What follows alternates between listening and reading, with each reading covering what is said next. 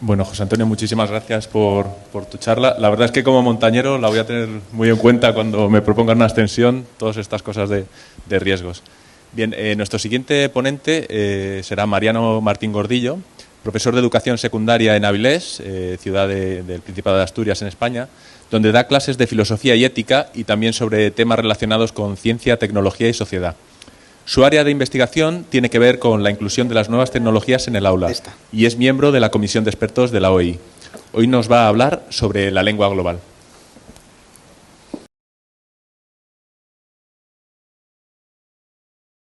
Yo antes de nada me siento mal, tengo un problema. Y es que yo traía este título, esta charla preparada para esta tarde, La ciencia, el futuro y las aulas, y esta mañana cuando me levanté con esto del cambio horario, uno se levanta pronto en el hotel, miro la prensa española. Yo antes de nada me siento mal, tengo un problema. Y es que yo traía este título, esta charla preparada para esta tarde, La ciencia, el futuro y las aulas, y esta mañana cuando me levanté con esto del cambio horario, uno se levanta pronto en el hotel, miro la prensa española, como suele hacer uno, y me encuentro con que hay una sorpresa. Lo que yo iba a hablar iba a empezar por Platón, como es la ciencia, el futuro y las aulas, iba a empezar por la Academia de Platón, iba a hablar de lo que allí estaba en el rótulo de entrada, nadie entra aquí sin saber matemáticas, iba a hablar de las matemáticas, de lo importantes que son, como quizás podamos cambiar algo de enfoque, iba a hablar de ciertas cosas, bueno, que para mí tenían mucho interés, la ciencia, el futuro y las aulas. Pero ha ocurrido que esta mañana, abriendo el periódico, me encuentro con esta portada en la que pone la humanidad podrá tener una sola lengua, una portada del País, que parece que se ha desconfigurado un poco, pero que es la que aparece, por lo menos en la versión digital que esta mañana he podido consultar. Es una portada a 5 columnas, es de las grandes noticias que aparecen en un momento dado y que surgen y por tanto tienen la necesidad de ocupar todo el espacio. Ahí aparece una imagen de Athanasius Kircher, que es la Torre de Babel, y se relaciona con el contenido de la noticia, y es que parece ser que dentro de 15 días, creo que acá también en Buenos Aires y en varias ciudades a la vez en el mundo, se va a presentar un nuevo dispositivo, un dispositivo que se va a llamar Babel y que va a permitir, es un traductor oral universal. Es decir, que podremos comprar un cacharro que nos pondremos aquí en el oído y que cualquier persona que nos hable en otra lengua lo podremos oír como mínimo con la misma calidad que alguien que estuviera atrás en la cabina me estuviera traduciendo a mi propia lengua, ¿no? En el titular del País, se ha desconfigurado, no sé, algo ha pasado acá en la versión, en el titular y debajo, en la pequeña entrada de la noticia, lo compara con la llegada del hombre a la Luna. Armstrong dijo entonces que era un pequeño paso de la humanidad, un pequeño paso para el hombre, pero un gran paso para la humanidad. Este es un gran paso para toda la humanidad, porque me imagino que si la cosa cuesta, pues no lo sé, $100, $200, 300, 400, voy poniendo precio, pero prácticamente todo el mundo en la sala de aquí a la Navidad pensará en comprarse este cacharro cuando esté disponible. Hablan de 15 días para la presentación pública. En el desarrollo de la noticia le han dedicado 3 o 4 páginas. Ya digo, me ha dado tiempo a montar los PDFs, de hecho ni los había revisado y de hecho ahí se ven que hay alguna desconfiguración. En el desarrollo de la noticia dice que una de las cosas que pasará es que, por ejemplo, un coreano y un paraguayo, con independencia de la lengua que usen, por ejemplo, el paraguayo lo haga en español o en guaraní, se van a poder entender. O si estamos, por ejemplo, tomando un café en Pekín, cosa que yo no pensaba hacer próximamente, para empezar porque el obstáculo de lengua para mí es insalvable, pues podemos ir a Pekín o en Madrid o aquí en Buenos Aires y hay unos chinos contando un chiste al lado, nosotros lo vamos a poder entender.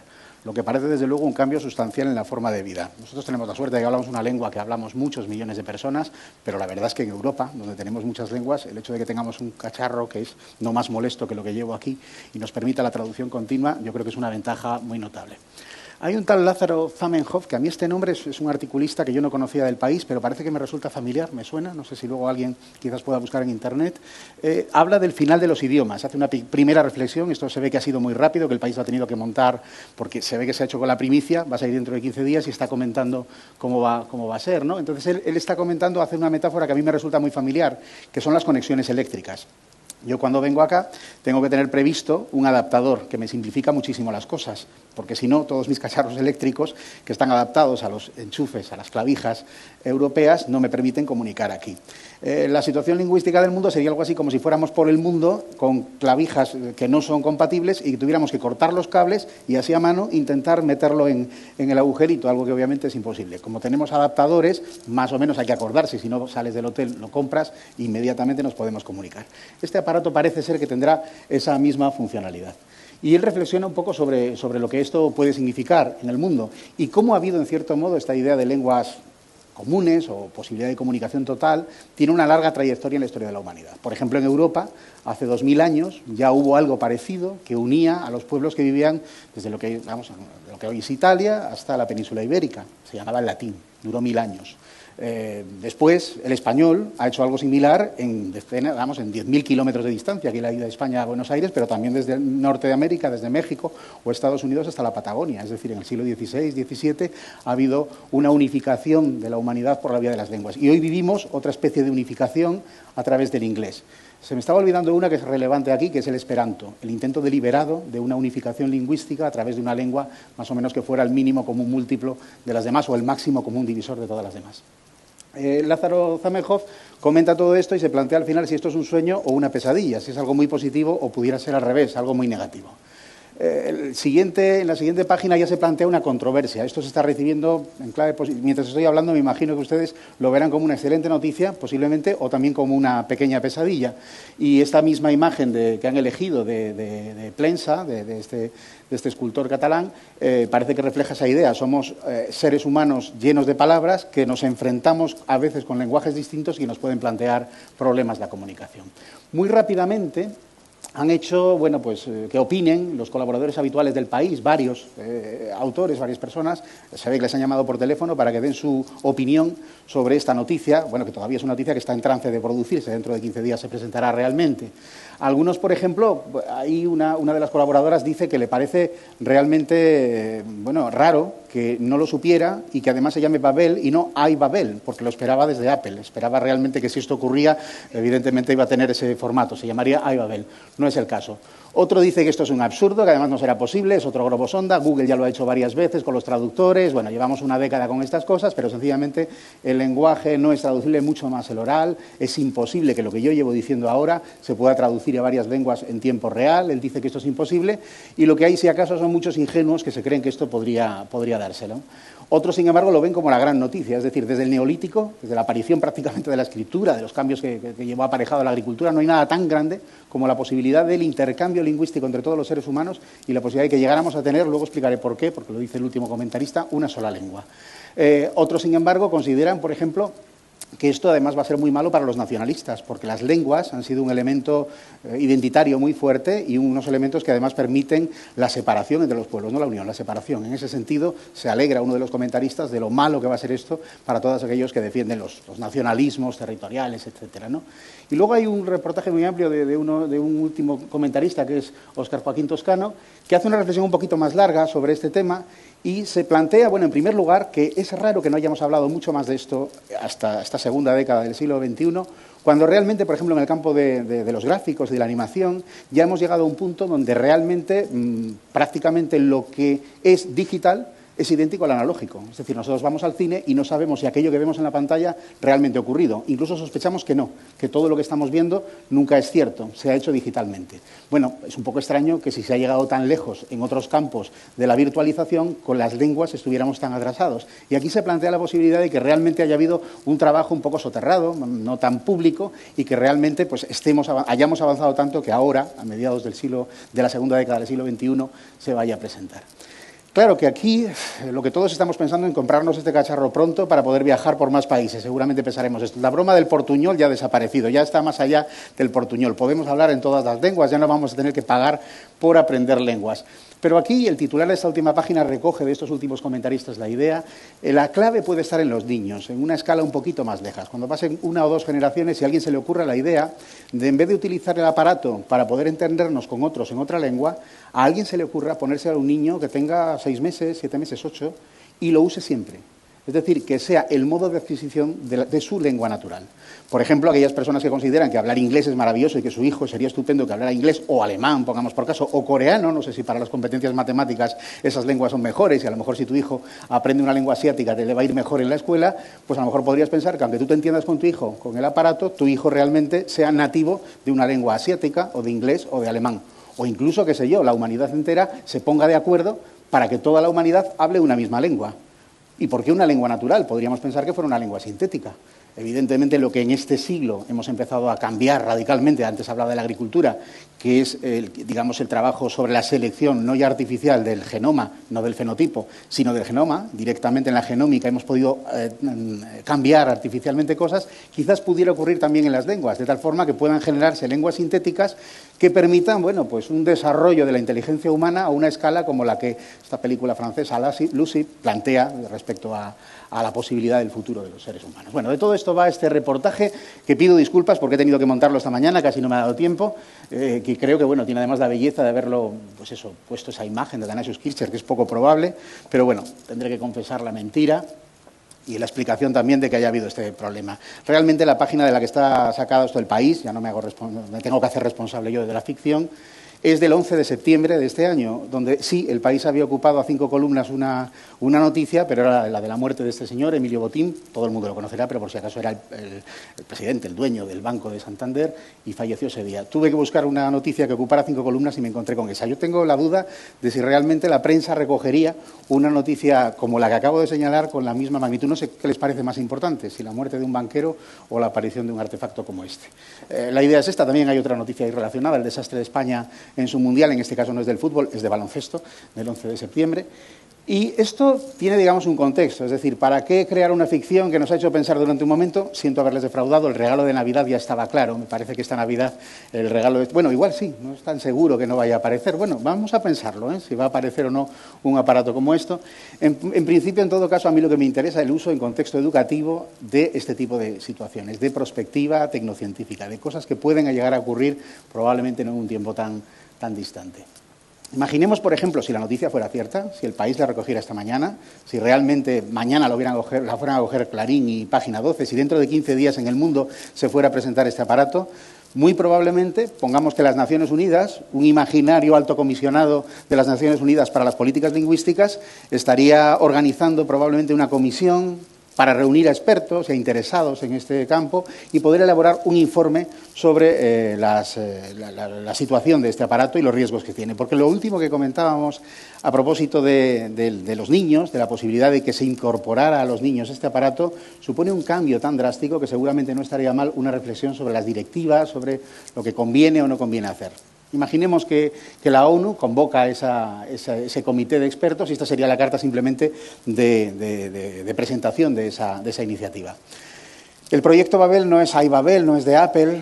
Hemos imaginado que fuera una iniciativa, pongamos que pública, probablemente aunando voluntades de muchos lugares, de Buenos Aires, de Tokio, de muchas ciudades, que se presentaría dentro de unos días. Y la verdad es que las características del cacharro lo hacen, yo creo que estimable, ¿no?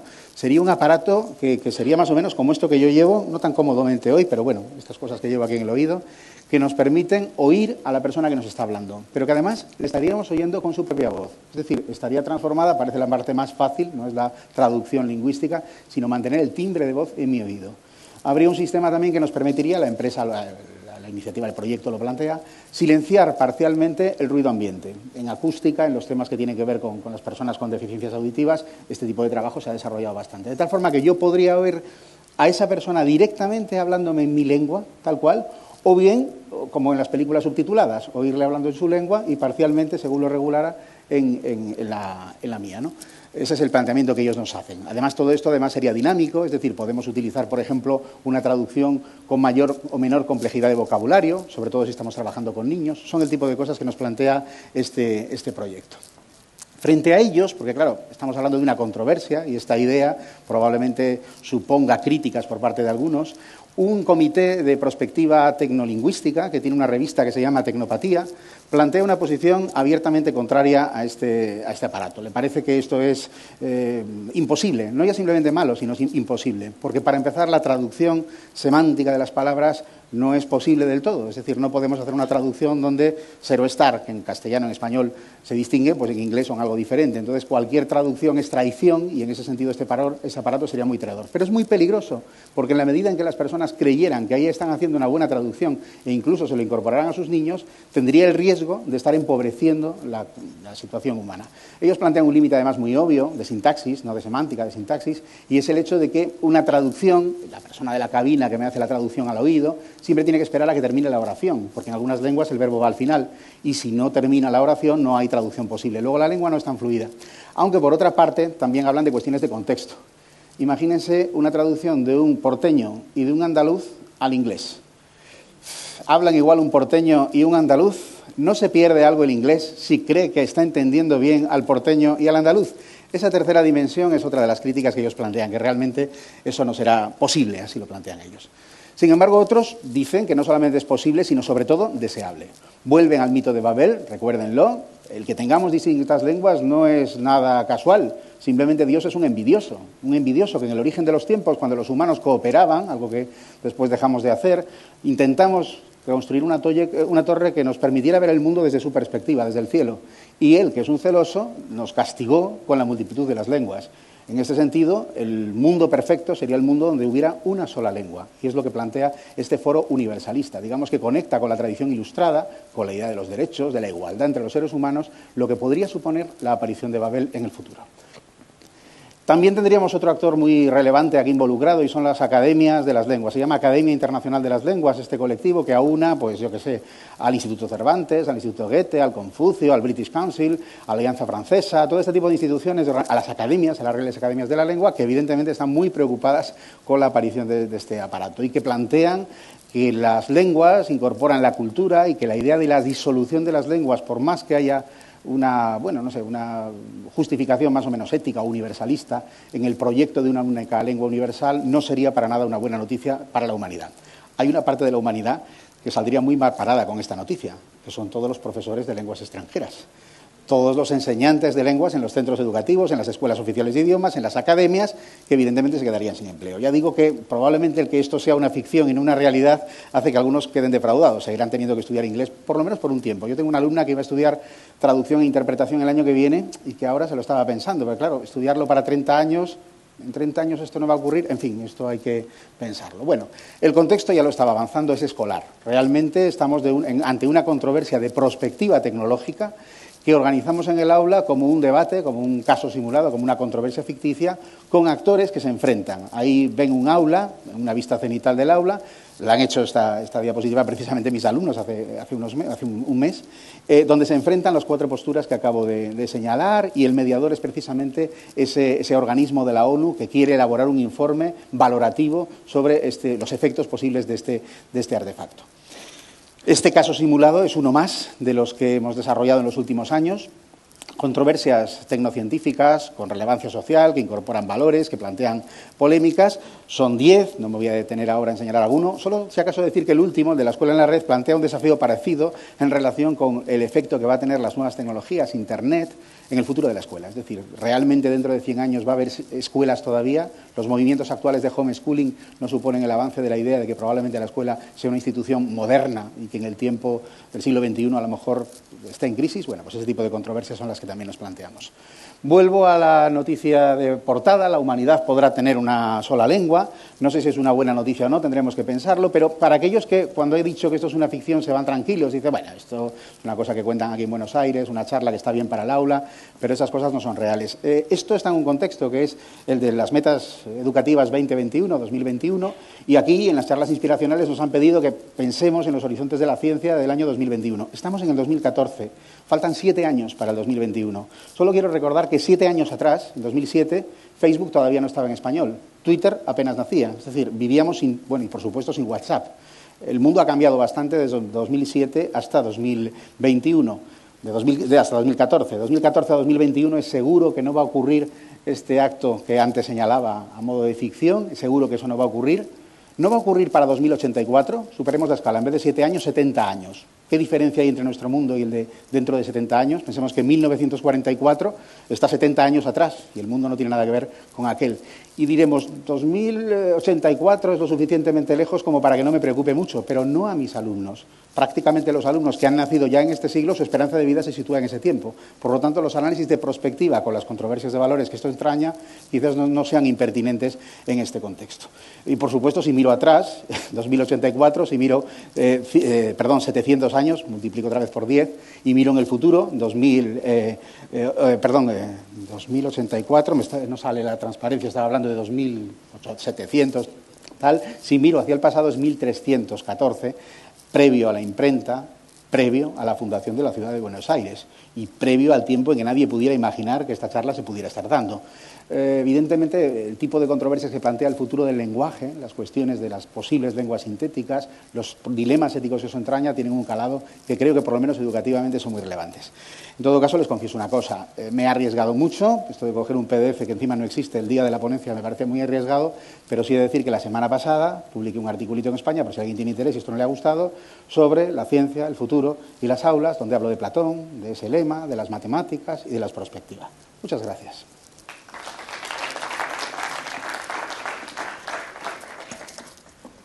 Casi se me cae. Casi se me cae.